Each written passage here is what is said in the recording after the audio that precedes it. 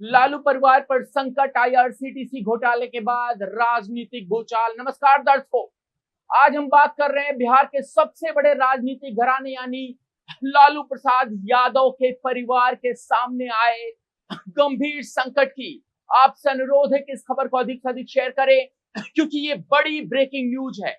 IRCTC IRCTC घोटाले में दिल्ली की राव रेवेन्यू कोर्ट ने लालू प्रसाद यादव, उनकी पत्नी राबड़ी देवी और बच्चे तेजस्वी यादव समेत 14 आरोपियों के खिलाफ आरोप तय कर दिए हैं। आरोप तय करने का मतलब है कि अब वो क्रिमिनल हो गए हैं। ये मामला बिहार की राजनीति में एक बड़ा भूचाल लेकर आया है, खासकर तब जब बिहार विधानसभा चुनाव की तैयारियां जोरों पर हैं। सबसे पहले समझते हैं आईआरसीटीसी घोटाले की पृष्ठभूमि। 2004 से 2009 के बीच भारतीय रेलवे के 2 होटल के ठेके अवैध तरीके से दिए गए। इस मामले में आरोप है कि लालू यादव और उनके परिवार ने इस घोटाले के जरिए जमीन कम दाम में हासिल की। मित्रों, हम आपको बताएं कि पटना में यह जमीन लगभग 3 एकड़ की थी, जो कि इस घोटाले की मुख्य संवेदनशील बात है।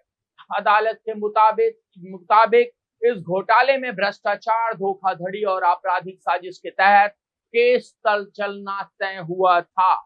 लालू परिवार ने इसमें शामिल होने से इनकार किया। इस पर अदालत ने पहले ही आरोप तय कर दिए हैं, जो इस मामले की गंभीरता को दर्शाता है। कोर्ट ने लालू यादव से पूछा गया कि क्या वे आरोप स्वीकार करते हैं। इसका जवाब उन्होंने स्पष्ट रूप से नहीं में दिया। इससे साफ है कि यह मामला लंबी कानूनी लड़ाई का रूप ले सकता है। लेकिन बिहार विधानसभा चुनाव करीब है और इस समय लालू प्रसाद यादव और उनके परिवार पर यह बड़ा संकट उन पर राजनीतिक दबाव को और अधिक बढ़ा रहा है।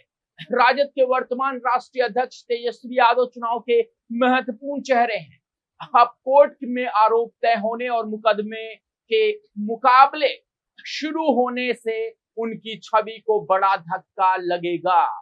राजनीतिक विरोधी दल भी इस मुद्दे को अपना हथियार बना रहे हैं। वे इसे लालू परिवार की भ्रष्ट छवि के रूप में जनता के सामने अब पेश करने जा रहे हैं।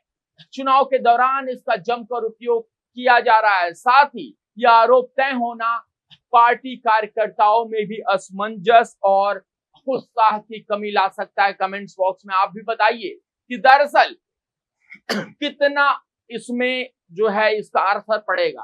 हालांकि आरोप तय हो गए हैं, लेकिन फिलहाल कोई निष्पक्ष आदेश नहीं आया है जो लालू यादव या उसके परिवार को चुनाव लड़ने से रोकता है। भारतीय कानून के अनुसार आरोप तय होने के बाद तब तक कोई चुनाव प्रतिबंध नहीं लगता जब तक कि अदालत ने दोषी करार ना दिया हो।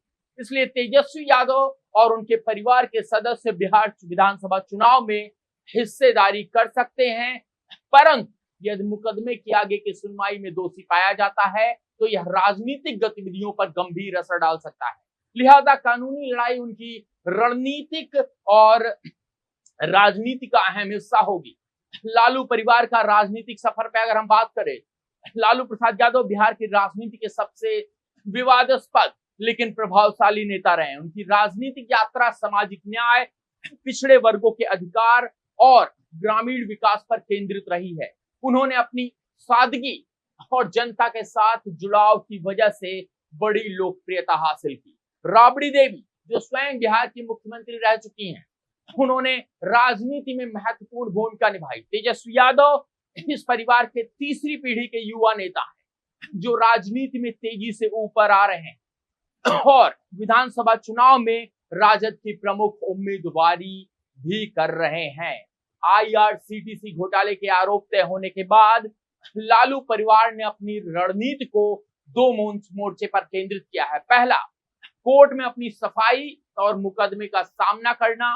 दूसरा, चुनाव में अपने समर्थन बढ़ाने और पार्टी के कार्यकर्ताओं को संगठित करना। उन्होंने अदालत के आरोप को नकारते हुए मुकदमा लड़ने का फैसला किया है।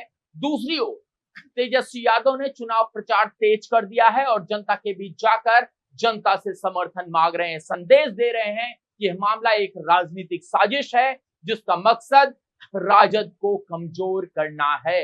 लेकिन साफ पब्लिक है सब जानती है। दूसरी ओर भारतीय जनता पार्टी अन्य विपक्षी दल लालू प्रसाद यादव को कटघरे में खड़ा करने के लिए इस मामले को जोर शोर से उठा रहे हैं। उनका कहना है कि भ्रष्टाचार और अपराध की चादर के नीचे किसी भी नेता को नहीं छिप जाना चाहिए।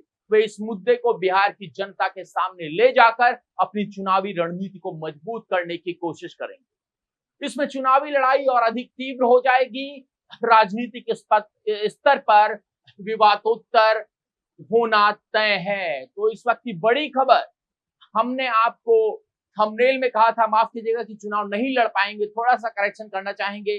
दरअसल चुनाव वो लड़ सकते हैं, लेकिन अगर आरोप सिद्ध हो जाते हैं और वो दोषी करार होते हैं तो आप वो जो है चुनाव नहीं लड़ पाएंगे। बने रहिए, बहुत बहुत धन्यवाद।